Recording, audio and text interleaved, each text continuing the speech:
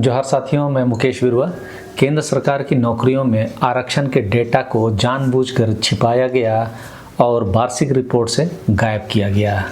यह आरोप वामपंथी अधिकार संगठन और आदिवासी अधिकार राष्ट्रीय मंच ने लगाया है। यह इसीलिए कहा जा रहा है क्योंकि department of personal and training यानी कि DOPT की नवीनतम वार्षिक रिपोर्ट में केंद्र सरकार की नौकरियों में आरक्षण के आंकड़े गायब हैं। ज्ञात हो, केंद्र सरकार के कार्मिक एवं प्रशिक्षण विभाग DOPT ने पिछले महीने जारी अपने नवीनतम वार्षिक रिपोर्ट 2023-24 से केंद्र सरकार की नौकरियों और पदों में आरक्षण के आंकड़े हटा दिए हैं। आरक्षण का अध्याय वाला पूरा हिस्सा ही गायब कर दिया गया है, जिसमें मंत्रालयों और विभागों में सभी केंद्रीय सरकारी पदों और समूह A, B, C और D, जिसमें अनुसूचित जाति और अनुसूचित जनजाति और अन्य पिछड़ा वर्ग के कर्मचारियों की संख्या के बारे में विवरण शामिल होता है। वामपंथी अधिकार राष्ट्रीय मंच ने कहा है कि सरकारी नौकरियों में आरक्षण का डेटा को जानबूझकर छिपाना और नौकरियों से आदिवासियों के बहिष्कार विषय पर आयोजित राष्ट्रीय सम्मेलन में एक प्राथमिक चिंता के रूप में यह उभरा है। जवाहरलाल नेहरू विश्वविद्यालय के प्रोफेसर विकास रावल, जो वामपंथी अधिकार राष्ट्रीय मंच के आदिवासी अनुसंधान और विकास केंद्र से जुड़े हैं, ने कहा कि 2018 के बाद से DOPT की रिपोर्टों ने केंद्र सरकार के पदों पर आरक्षण का पूरा डेटा नहीं दिया है।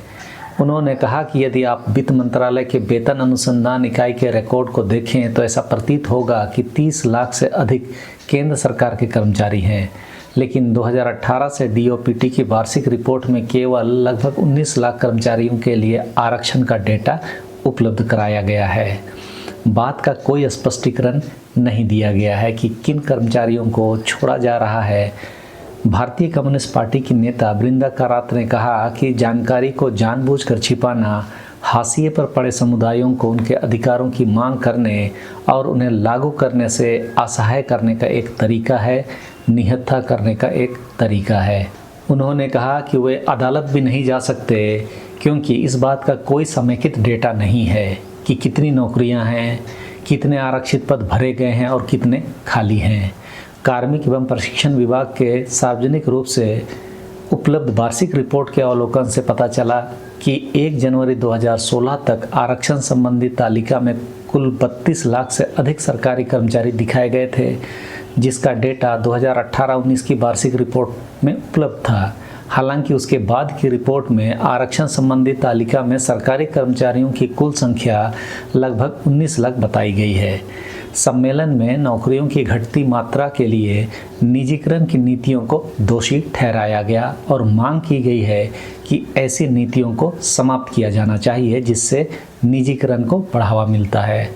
उसके अलावा यह भी मांग की गई कि अनुसूचित जनजातियों के लिए आरक्षण की मात्रा को मौजूद 7.5% से बढ़ाकर इसे 2011 की जनगणना के अनुसार भारत की आबादी में उनके हिस्से के अनुपात में किया जाना चाहिए, जिसमें दिखाया गया है कि अनुसूचित जनजाति की कुल आबादी 8.6% है।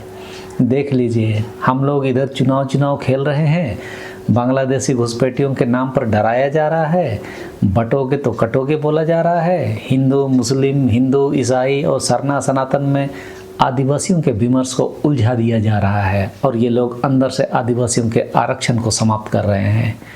इसीलिए मैं हमेशा कहता हूँ कि आप नागरिक बने रहिए, कार्यकर्ता नहीं भक्त। आदिवासियों के अधिकारों को समझने के लिए यह जरूरी है कि किन नीतियों के द्वारा आदिवासियों का कल्याण और उन्नति किया जाना है, उस पर हमारी पकड़ कितनी मजबूत है। सबों को जोहार।